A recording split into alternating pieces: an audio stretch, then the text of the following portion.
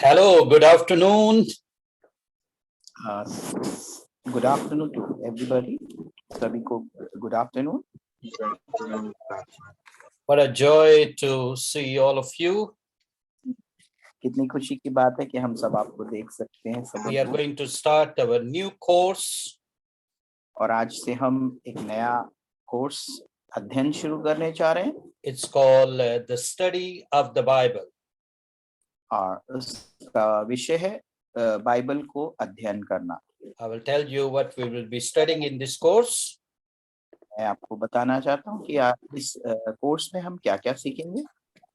But let's have a word of prayer. उससे पहले हम थोड़ी सी प्रार्थना में चलें। Pastor Henry, would you kindly lead us in prayer? Hallelujah hallelujah, धन्यवाद धन्यवाद सामर्थी पिता परमेश्वर, हम इस परमेश्वर इस समय को आपको देते हैं प्रभु जी। प्रभु हम जानते हैं कि प्रभु हम भिन्न भिन्न जगह से अन्य अन्य जगहों से प्रभु तेरे वचन को सुन रहे हैं। धन्यवाद देते हैं इस मीडिया के लिए जो आपके द्वारा रची गई है। आपने ज्ञान बुद्धि दी, इसीलिए हम ये जूम पर मीटिंग करने वाले बन सके। प्रभु हम देश विदेश में बैठकर हम एक साथ मिलकर प्रार्थना करते हैं।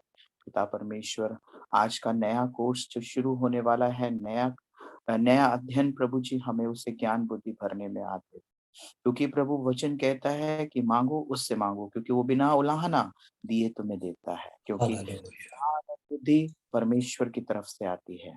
वचन कहता है कि हमें सारी बुद्धि परमेश्वर की तरफ से आती है। प्रभु जी हमें ज्ञान दे विषय को पढ़ने के लिए, समझने के लिए, और खास तौर से हम पास्टर के लिए प्रार्थना करते हैं। प्रभु वो जो हमें सिखा रहे हैं, हमारे टीचर, प्रभु जी उनको ज्ञान बुद्धि परिपूर्ण कर, जिससे कि वो हमें सिखाने में पूर्ण हो सके। पिता परमेश्वर सबों के साथ हो, सभी को प्रभु जी ध्यान पूर्वक सुनने में और शिक्षा आगे बढ़ाने में मदद कर। केवल सुनने वाले नहीं, इस शिक्षा को आगे बढ़ाने वाले बने। पिता परमेश्वर, प्रभु यीशु मसीह, हम प्रार्थना करते हैं प्रभु हमारा मन इधर उधर भटकने ना देना। शैतान हमारे बीच में हमारे दिमाग को कहीं और डाइवर्ट ना कर सके। यीशु हम प्रार्थना करते हैं, सुन और कबूल कर। आमीन। Amen.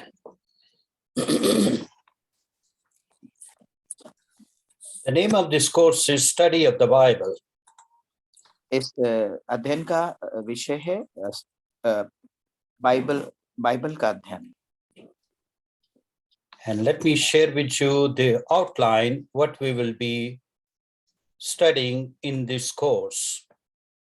मैं आपको कुछ टिप्पणियां देता हूं कि हम इसमें क्या कौन-कौन से विषयों पर हम पढ़ने जा रहे हैं। First of all, we will be talking about the revelation of God. हम पूर्ण स्थान पर परमेश्वर का पूर्ण स्थान के बारे में पढ़ेंगे। And then, of course, God revelation to mankind through the word of God called Bible. और उसके बाद हम मानवता जो बाइबल के द्वारा सिखाई जाती है वो अध्ययन करेंगे। And then what is the structure of the Bible? और फिर उसके बाद हम स्ट्रक्चर क्या उसकी स्ट्रक्चर है वो हम इस बाइबल में से देखेंगे।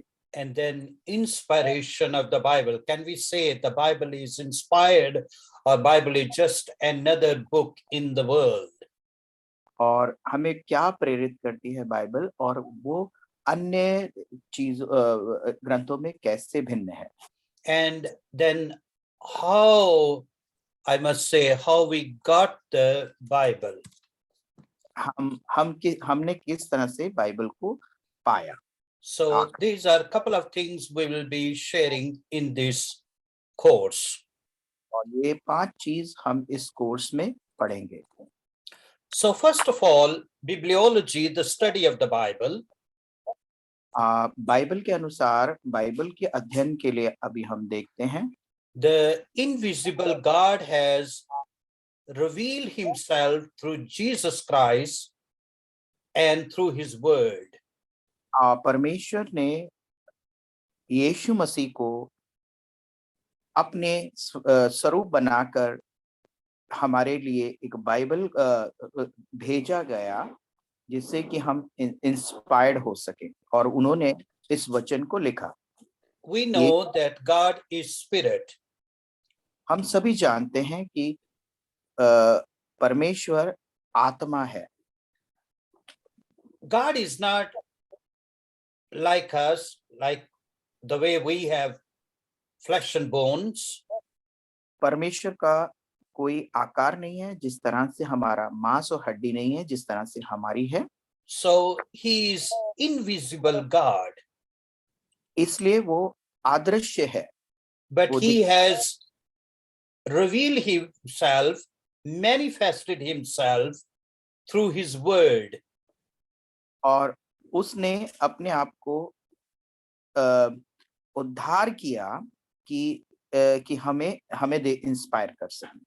And then, of course, he revealed himself through Jesus Christ. सच में वो यीशु मसीह के द्वारा ही उसने उद्धार हमारे अनुग्रह किया। So, revelation mean to unveiling or uncovering. Revelation का मतलब अपने आप को दिखाना। So, revelation makes theology possible. Revelation का मतलब जो अध्ययन है वो पूरी तरह से पूर्ण करना। Theology mean the study of God. Theology, and we put two words together, theology, the study of God. Theology का मतलब थियो और लॉजी दोनों मिलाकर है, अर्थात इसका मतलब परमेश्वर के बारे में पढ़ना, अध्ययन करना। So God communicate to us in different ways.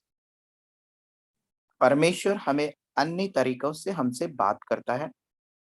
So he has revealed himself through nature, through creation. परमेश्वर ने अपने आप को प्राकृतिक के द्वारा हमें अपने आप को बनाया। And how God is dealing with mankind, with human beings throughout the history, we also learn his revelation. और परमेश्वर ने अपने आप को इस आकार में बनाया, मानवता के आकार पे और रचना के आकार पे, और पूरी जो संरचना बाइबल की है, हर जगह उसने मानवता दिखाई। Now God has also revealed himself through conscience, our inner voice. परमेश्वर ने अपनी संरचना, हमारी अंदरूनी बात जो अंदर रहती है, उसके बारे में भी बताया। And God has revealed himself through the scripture, through his word. और परमेश्वर ने हमें अपने शब्दों के द्वारा, जो लिखित शब्द हैं, वचन के द्वारा भी अपने आप को दर्शाया। So there are two revelation, or we can say two types. There is a general revelation and then there is a special revelation. पूर्ण स्थान दो प्रकार का है, एक साधारण और एक विशेष। So we are going to read Psalm 19, and Psalm 19 speak about two revelations. अभी हम भजन संहिता 19 को देखेंगे, और इसमें दो प्रकार के रेवलेशंस हैं, दो प्रकार की संरचनाएं हैं। वो हम पुराने नियम में भजन संहिता को खोलेंगे और उसका 19वां पाठ देखेंगे। And we are going to read together, so we get the clear picture, and I will read in English and then brother will read in Hindi. It's 19 Pastor, Yeah, 19. Psalm 19.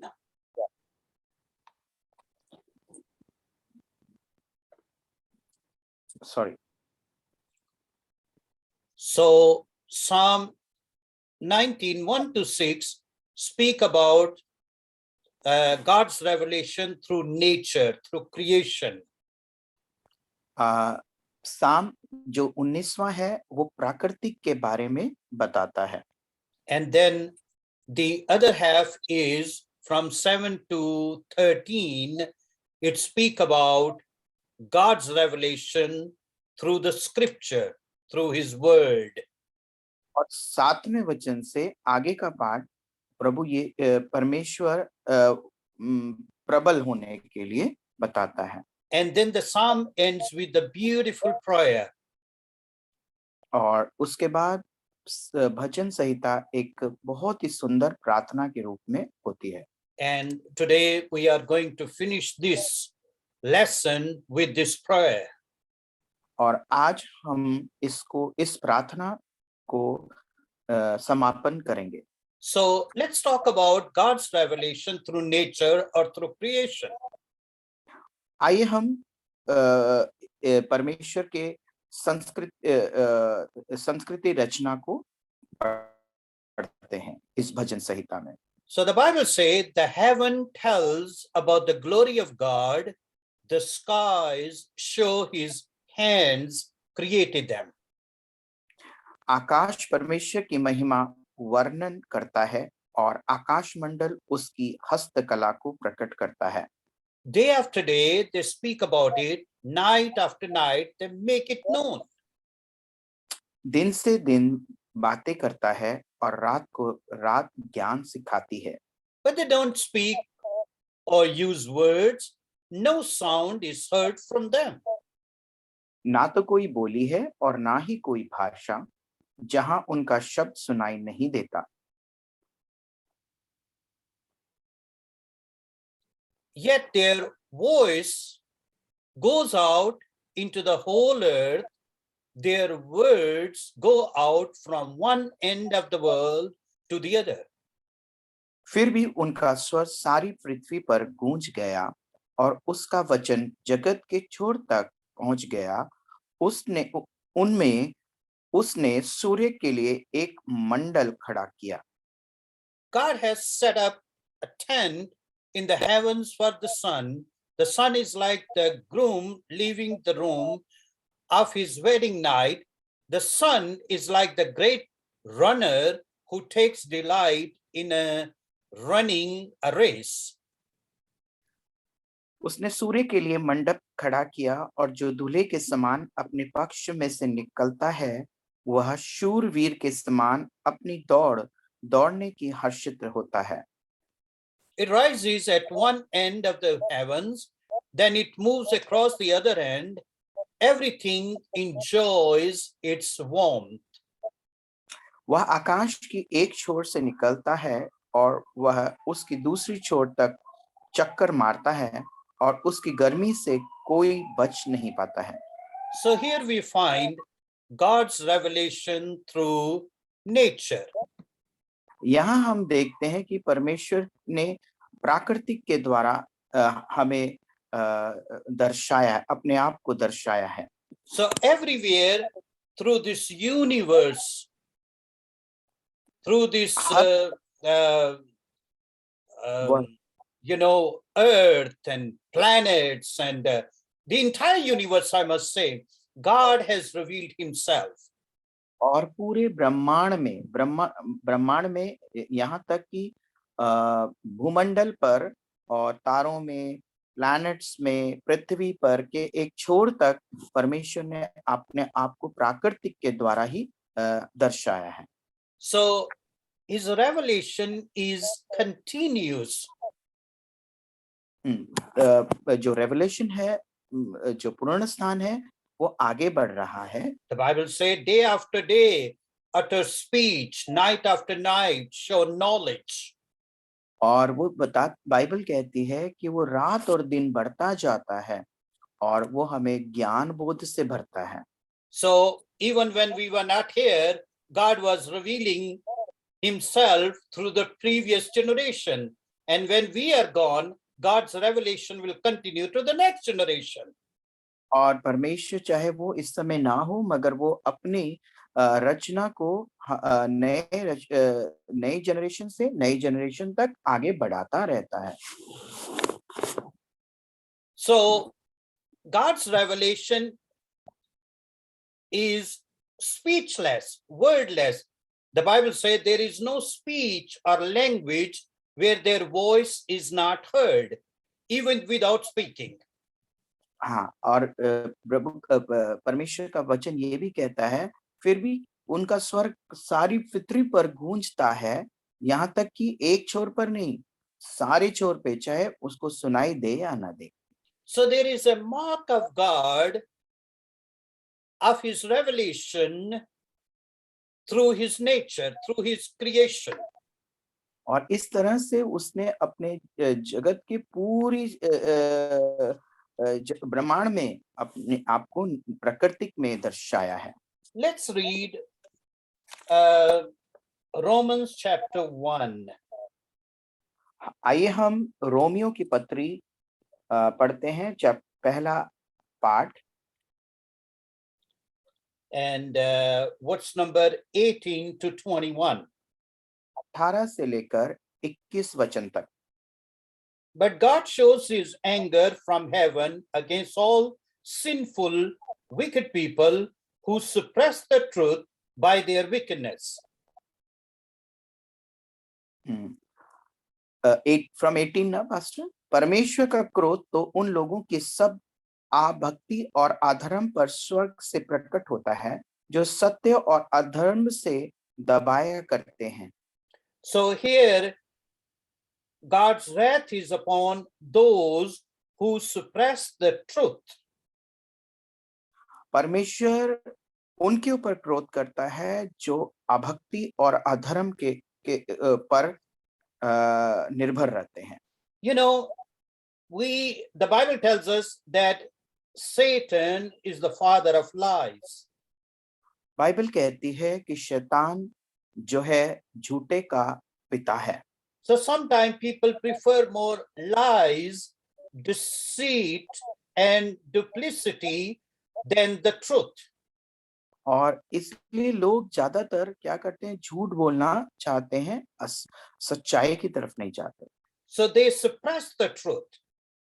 और इस तरह से वो जो सच्चाई है उसे दबा के रखते हैं। And when they suppress the truth, it enslaves them, it brings them into slavery, it brings them into prison.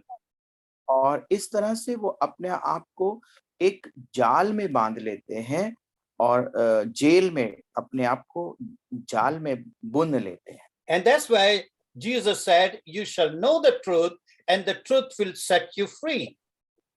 और इसलिए परमेश्वर कहता है, तुम सत्य को जानोगे और सत्य तुम्हें स्वतंत्र करेगा। Verse number 19. वचन 19। They know the truth about God because he has made it obvious to them. इसीलिए कि परमेश्वर के विषय का ज्ञान उनके मनों में प्रकट है, क्योंकि परमेश्वर ने उन पर प्रकट किया है। Verse number 20 make it very clear. For ever since the world was created, people have seen the earth and the sky. Through everything God made, they can clearly see his invisible qualities, his eternal power and divine nature. So they have no excuse for not knowing God. क्योंकि उसके अनदेखे गुण अर्थात उसकी सनातन सामर्थ्य और परमेश्वरत्व जगत की सृष्टि के समय के से उनके कामों के द्वारा देखने में आती है, ये ताकि कि वे निरुत्तर हो जाएं। So here the Bible says people have no excuse to believe the existence of God. Bible अभी इस वचन में हमें सिखाते हैं कि परमेश्वर जो उसको हम उसको निडरता से नहीं टाल सकते हैं, वो है। Now, of course, our small mind cannot fathom or cannot understand everything in this world. हमारा छोटा सा दिमाग हो सकता है कि पूरी बातें इस संसार की ना समझ पाता हो, But here Paul is telling and teaching that God has revealed himself through nature, so people have no excuse. मगर बाइबल वचन पौलुस कहता है बाइबल में कि परमेश्वर ने अपने आप को प्राकृतिक में दर्शा दिया है, इसलिए कोई भी इसके निरुत्तर नहीं जा सकता है, मतलब एक्सक्यूज नहीं कर सकता है। आपको पता ही है कि परमेश्वर इस सृष्टि में है। Think about that. How many stars are just in one galaxy? सोच के देखिए कि एक गैलेक्सी भूमंडल में कितने तारे हैं। Think about that. How complex. There is so much complexity in our own body. और हम देखते हैं हमारी बॉडी में भी कितने सारे अंग हैं जो डिफरेंट हैं। Think about all the organs. So work so harmoniously with such coordination. और हम ये भी सोचे कि देखें कि हमारे शरीर में अलग अलग भिन्न अंग होने के बाद भी कितनी आसानी से, कितने एक साथ काम करते हैं। Think about all those micro organism or small animals and the sophistication we find in their system. और हम ये भी देखें कि जो माइक्रो ऑर्गेनिज्म जो आंख से नहीं दिखाई देते हैं जीव, उनको भी देखें, वो भी कितनी अच्छी तरह से कार्य अपना पूर्ण करते हैं, प्राकृतिक कार्य। So through creation, God has really revealed himself. इस तरह से परमेश्वर ने अपने आप को प्राकृतिक में किस तरह से दर्शा दिया। So when we see the order in this universe, जब हम इस ब्रह्मांड को ऑर्डर के रूप में देखते हैं, when भिन्नता we के, see there is a law, there are laws behind this creation, even the scientists believe it.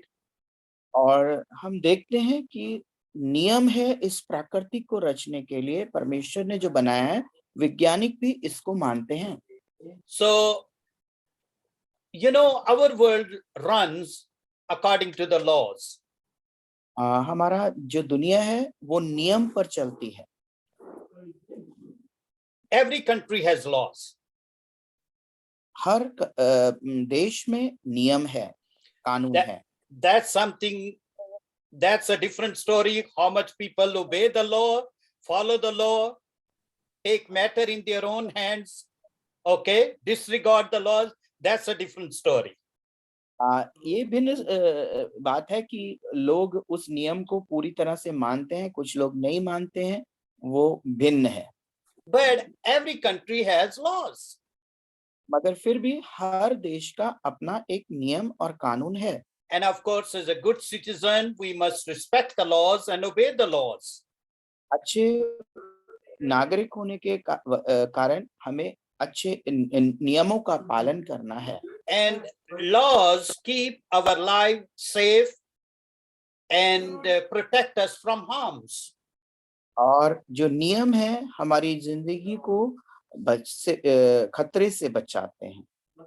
So if our small world runs according to the laws, think about that, this entire universe. अगर प्रकृति जो है, जो देश जो है नियम से चलता है, तो आप सोचिए कि प्रकृति पूरे नियम से कैसे चलती है।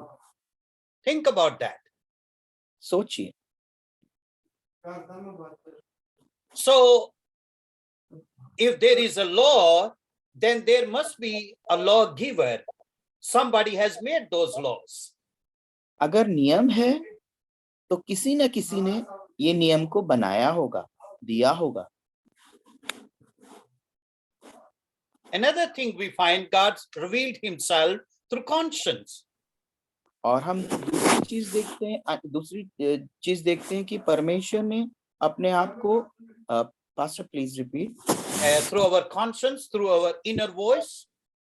अंदर की बातें, मतलब अंदरू जो आपके अंदर बातें होती हैं, उसके द्वारा भी परमेश्वर हमसे बातें करता है। So we find that in Romans chapter 2, verse number 14 and 15. इसे हम देखते हैं रोमियो की पत्री और उसका 14 पाठ और पत्री 14 और 15 अध्याय वचन। even Gentiles who do not have God's written law show that they know his law when they obey it, even without having heard it.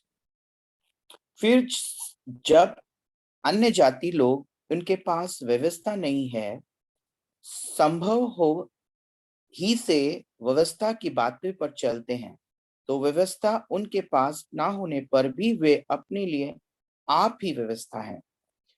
They demonstrate that God's law is written in their hearts for their own conscience and thought, either accuse them or tell them that they are doing right. वे व्यवस्था की बातें अपने अपने हृदयों में लिखी हुई देखते हैं और उनके विवेक भी गहराई देते हैं और उनकी चिंताएं परंपर दोष लगाती हैं या उन्हें निर्दोष ठहराती हैं। So here Paul is saying that people who don't have laws, there is an inner voice that's speaking to people what is right, what is wrong. चाहे ये बताते हैं अन्य जातियों के पास चाहे व्यवस्था नहीं है, नियम नहीं है, मगर फिर भी उनके अंदर एक आत्मिक आत्मा बताती है कि क्या सही है, अंतरात्मा बताती है क्या सही है और क्या गलत है। So it means that somewhere in the remote area, somewhere, in the jungle of some tribes over there, they don't have God's word. They have something speaking to them. हम देखते हैं कि रिमोट एरिया मतलब बहुत ही अंदरूनी जनजातियों के बीच में, जंगल में या ऐसी जातियां जहां पर आम लोग नहीं जा पाते हैं, फिर भी वहां कोई नियम नहीं है, फिर भी उनकी अंतरात्मा उन्हें बताती है क्या गलत है और क्या सही है। So we know that every country, every culture has a dictionary, and in that dictionary there is a word called sin. और हर देश के पास नियम है और उनके पास एक डिक्शनरी है जिसको हम जो शब्दावली कहते हैं, उसमें से एक शब्द है सिन, पाप। Is it right? Sin. Yes. Yes, पाप है। So if there is a sin, there must be a reality of sin. अगर पाप है तो सच्चाई, पाप की सच्चाई भी है। Mean the word comes when something exists. ये शब्द कहां से आया? आदि से आया। What is sin? पाप क्या है? Something that is wrong. पाप का अर्थ कुछ गलत चीज। So it means if something is wrong, then there must be something right. अगर हम देखते हैं कि अगर कुछ गलत है तो उसका मतलब सही भी है। If it's black, then there must be white. अगर काला है तो जरूर वाइट सफेद भी होगा। If there is something sweet, then there's something bitter or sour. अगर कोई मीठा है तो जरूर कड़वा या खट्टा होगा। So in every dictionary of the world, there is a word called sin. और हर शब्दावली में कहीं ना कहीं जो शब्द सिन जरूर है। So it means even though they might not have the word of God, but they have something, the concept telling them what is right, what is wrong. चाहे उनके जीवन में पाप वचन व्यवस्था नहीं है, नियम नहीं है, फिर भी कहीं ना कहीं उनको पता है कि कौन सच है और गलत, क्या चीज गलत है और क्या चीज सही है। So it means God has revealed himself through nature, through creation. और इस तरह से हमें पता चलता है वो परमेश्वर ने अपने आप को प्राकृतिक के द्वारा भी दिया है और अंतरात्मा के द्वारा भी हमें बताया अपने And आप we को। learned that even the scientists believe that this universe run on laws governed by laws. और इस तरह से हमें ये भी पता चला कि हर दुनिया में नियम के आधार पर ही देश चलता है। So there must be a lawgiver. और इससे ये भी पता चलता है किसी ने वो नियम दिए होंगे। Then we find order in this universe. और इस तरह से नियम अलग-अलग नियम होंगे। So it means if there is a watch, then there must be a watchmaker. अगर घड़ी है तो उसको रिपेयर करने वाला वॉच मेकर भी है, घड़ी साज भी है। We cannot say that all of a sudden some parts came together and they made a watch. हम इस तरह से नहीं कह सकते कि सारे जो पार्ट आए और उन्हें इकट्ठा हुए और घड़ी बना दिया। And our watch is not very complex as compared to many other things in this universe that are so complex. हमारा जो कठिन हमारी घड़ी इस साधारण है और बहुत सारी चीजें जो हैं बहुत मुश्किल हैं। And then the second thing we learn that inner voice, that our conscience. और दूसरी बात हमने सीखी जो हमारी अंतरात्मा हमें बताती है। Then now this speak about general revelation.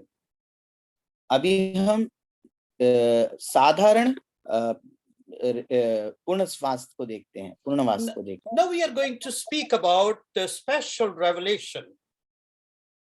और हम एक स्पेशल फिर उसके बाद एक विशेष रेवलेशन पूर्ण स्थान को देखते हैं, पूर्णवस्थान को देखते हैं। Now we know that God spoke to his prophet. हम सब जानते हैं कि परमेश्वर ने प्रॉफिट से प्रेरितों से बात प्रॉफिट से बात नबियों से बात की। God spoke to Abraham. जिस तरह से परमेश्वर ने अब्राहम से बात की। God spoke to Moses. मूसा से बात की। God revealed himself through burning bush. और परमेश्वर ने अपने आप को आग के द्वारा मतलब झाड़ियों में आग लगाकर पुण्य स्थान दिखाया, अपने को दिखाया, दर्शाया। Then on Mount Sinai, God gave Moses the 10 commandments. और सिनाई के पर्वत पर परमेश्वर ने मूसा को 10 हुक्म दिए। God spoke to Jeremiah, Daniel, Ezekiel, all those prophets of the Old Testament. और परमेश्वर ने जरमाया से बात की और बहुत सारे पुराने नियमों के जो नबियों से परमेश्वर ने वचनों के द्वारा बात की। So he gave his word to them. और परमेश्वर ने उनको अपने शब्द दिए। And then we know the same word, God's word, became flesh. और हम जानते हैं कि वो ही शब्द परमेश्वर के क्या बन गए? मानव बन गए, मांस बन गए, देह बन गए। In Genesis we find God spoke and things came into existence. हम उत्पत्ति की पुस्तक में देखते हैं परमेश्वर ने मुंह से बोला और वो बन गया। God said, "Let there be light," and there was light. और परमेश्वर ने कहा प्रकाश हो जा, प्रकाश हो गया। So through his word we see the creation. और इस तरह से हम देखते हैं कि उसके शब्द बोलने से रचना, संसार की रचना हो गई। And then we find in John chapter 1, और हम देखते हैं यूहन्ना की पत्री पहला पाठ, यूहन्ना पहला पाठ। and here it says, in the beginning the word already existed, the word was with God and the word was God. और हम देखते हैं आदि में वचन था और वचन परमेश्वर के साथ था और वचन परमेश्वर था। He existed in the beginning with God. और यही आदि में परमेश्वर के साथ था। God created everything through him and nothing was created except through him. सब कुछ उसी के द्वारा उत्पन्न हुआ और जो कुछ उत्पन्न हुआ उसमें से कोई भी वस्तु उसके बिना उत्पन्न ना हुई। And verse number 14. और अब हम 14वें वचन को सीधे देखेंगे। So the word became human, the word became flesh and made his home among us. और वचन देहधारी हुआ और अनुग्रह और सच्चाई के परिपूर्ण होकर हमारे बीच में डेरा दिया। He was full of unfailing love, full of mercy, full of grace and faithfulness. और उसके अंदर सच्चाई और परिपूर्ण बनी हुई थी। And we have seen his glory, the glory of the Father's one and only Son. और उसने उसकी ऐसी महिमा देखी जैसे पिता की एक लौते की महिमा। So God spoke through his prophet. और परमेश्वर ने अपने नबियों से बात की, Revealed himself, उसने अपने आप को दर्शाया and then inspired them to write that word God spoke to them. और अपने आप को उन शब्दों के द्वारा आकृतित किया। And then the word became flesh in the person of Jesus Christ. और उसके बाद वचन देहधारी हुआ और परमेश्वर यीशु मसीह के द्वारा इस दुनिया में आ गया।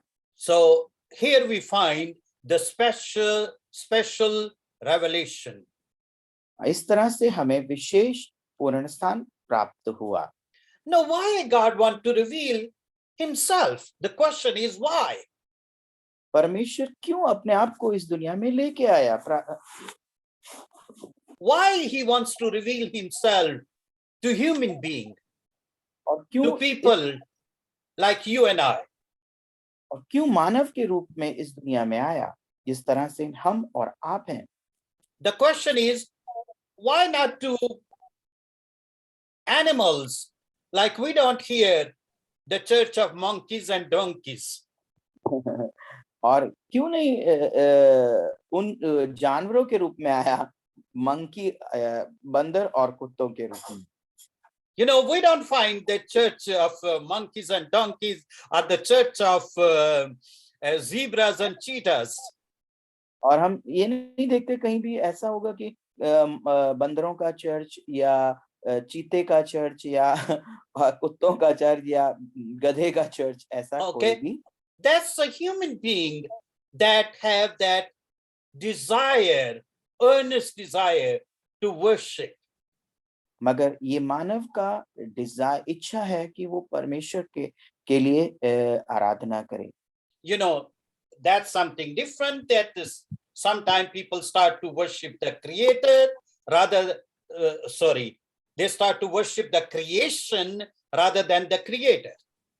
हालांकि दूसरी बात यह है कि कुछ लोग क्रिएटर जो बनाने वाले पर विश्वास करते हैं ज्यादा, ना कि रचने वाले पे। Okay, so why God has revealed himself to us? That's a question.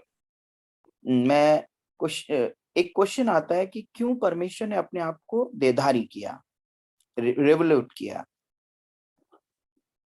The simple answer is because he loves us and he wants to have a relationship with us. क्योंकि वो हमसे बहुत प्यार करता है और वो हमसे रिश्ता बनाना चाहता है, वो इसलिए देहधारी हुआ। So he want to have relationship with us. It mean we didn't have relationship.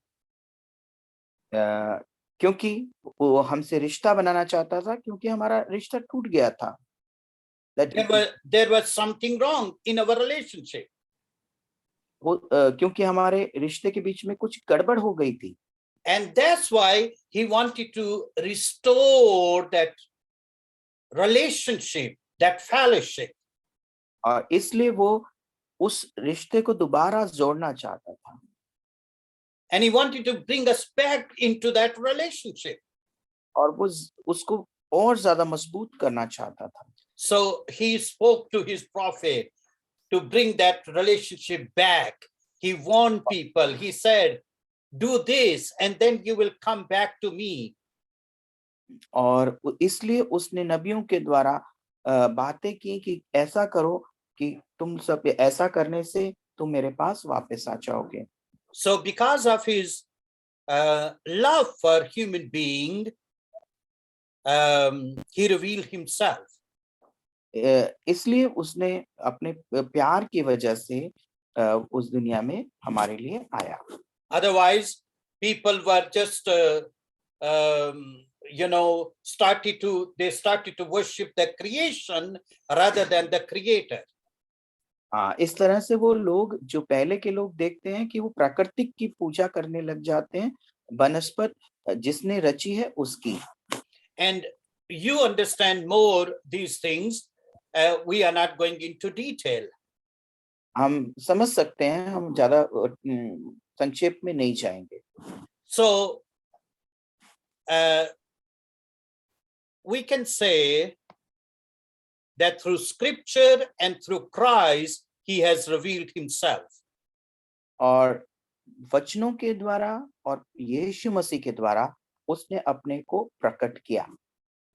So we will stop here, and next time, as you can see the picture of the Bible and the meaning of the Bible, I just want to show you, and then from there we will continue. और हम यहाँ पर देखते हैं Bible के बारे में, यहाँ पर बाइबल दिखाई दे रही है और हम अगले हफ्ते आगे का पाठ पढ़ेंगे। Now today you have little homework. आपके पास अगले हफ्ते का छोटा सा होमवर्क है। You will write down about the revelation of God. आपको लिखना है परमेश्वर का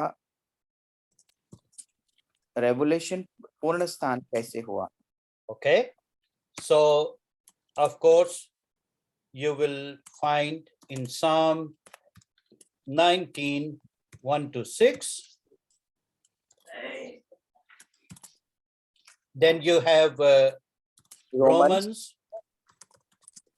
chapter 1, 18-21. Then chapter 2 and then 2, 14 and 15. And then John chapter 1, verse number 1-3, and then 14. Okay, so revelation of God, number 1, through creation. Number 2, through conscience. Yes, आत्मिक आवास और परमेश्वर ने अपना पूर्ण स्थान प्राकृतिक के द्वारा दिखाया, अपने आप को प्राकृतिक के द्वारा का दिखाया, कभी कभी हमें आंतर आत्मा के द्वारा दिखाता है, और तीसरी बात हमने जो सीखी वो स्क्रिप्चर वचन के द्वारा बताता है, अपने आप को दर्शाता है। Okay, and through Christ. और उसके बाद परमेश्वर ने यीशु मसीह के द्वारा अपने आप को दर्शाया। Okay, and Christ is the last revelation to mankind. और यीशु मसीह आखिरी पुनरुत्थान थे मानव के रूप में। Okay, इसलिए ये 4 चीजों को आज हमने पढ़ा। so I would like you to make an essay about God's revelation. और मैं चाहता हूं कि सभी एक सारांश लिखें ऐसे रेवलेशन के ऊपर। And you can put all the summary of this teaching together. और इसकी जो हम you want to take a picture, brother? Yeah. Okay, please. अगर कोई भी पिक्चर लेना चाहता है और वो नोट्स के लिए वो ले सकता है, क्योंकि आपका ये होमवर्क है, गृह कार्य है। We need to get serious with our studies. We need to be good, diligent student. We have been very easygoing. हम बहुत ही आसान तरीके से चल रहे हैं, हमें सीरियस होना चाहिए अपनी पढ़ाई में। No, you are good student, I know that. मैं जानता हूँ तुम सभी अच्छे स्टूडेंट्स हो। Wonderful. So this was just an introduction of this course. ये केवल एक छोटा सा इंट्रोडक्शन था आप अभी इस कोर्स का, And next week we will continue. और अगले हफ्ते हम इसको आगे बढ़ाएंगे। And if you have anything to add, you want to give your comments, from your own studies, research, you can share with us. अगर आप अपने आप भी अध्ययन करना चाहते हैं और कुछ सर्वे करना चाहते हैं, रिसर्च करना चाहते हैं, तो हमसे संपर्क करें, हमें कमेंट्स करें। We would like to hear from you. हम चाहते हैं आपके के द्वारा। All of us, we are student of God's word. हम सभी परमेश्वर के शब्दों के विद्यार्थी हैं। Thank you very much. आपको आशीष दे। धन्यवाद। God bless you. परमेश्वर आपको आशीष दे। Have a wonderful evening and wonderful week. आपको परमेश्वर अच्छा सा And we love you with the love of the Lord. परमेश्वर के प्यार के द्वारा। Amen. आमीन। Bye bye. Thank you, Pastor. Thank you. Thank Bye bye, you. Jai Masih. Jai Masih, Jai Masih. जय Jai Masih. Masih. Praise the Lord. Jai Masih, Jai Masih. इसे Praise the share Lord. करिएगा, एक sister के ज्यादा cancer Take care. Yes, Pastor. Pray. Hello Hello. Yes. Yes. Sir, bishop sir. Yes. हाँ बोलिए। Hello. हाँ हाँ हाँ वो इसकी कॉपी भेज देना, मैं आधे टाइम से हो गया हूँ अपने उसमें पर्सनल वाले, उसमें एक कॉपी भेज दीजिएगा, मैं नोट कर लूंगा। मेरे पास कॉपी थोड़ी है। हेलो। मेरे पास कॉपी नहीं है, पास्टर पढ़ा रहे थे, मैं तो ट्रांसलेट कर रहा था। पास्टर से मांग कर मैं भेज दूंगा। वो उस YouTube में होता है ना, आप YouTube में देख सकते हैं, रिकॉर्डिंग चलती है। Pastor, it was in the YouTube, not what? Absolutely. YouTube and Facebook. YouTube दोनों में ये होता है। ग्लोबल मिशन डालिएगा YouTube में, वो आ जाएगा, आज का लेसन आ जाएगा ट्रांसलेशन के साथ।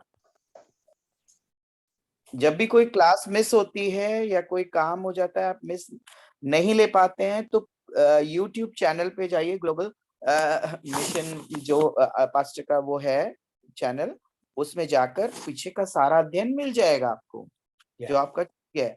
And Facebook as well. Facebook. Yeah. And Pastor Henry, would you kindly translate those 4 points and in Hindi and send them? And then send it to all the people. All yes? the people. So, yeah. I already taken a picture. Thank you so very much. Thank you, my dear brother. God bless you. God Yes. bless. Please continue to pray for my the landlord. Who, a mother is being in a second stage of cancer. So they went back to India, and they are very they are when mankind. You know how Sure. they have a lot when I came here. And Yeah. So please continue. Sure. We will do that. Thank you. Great. Okay. God bless. Bye bye. जय मसीह। Jai Masih, Jai Masih.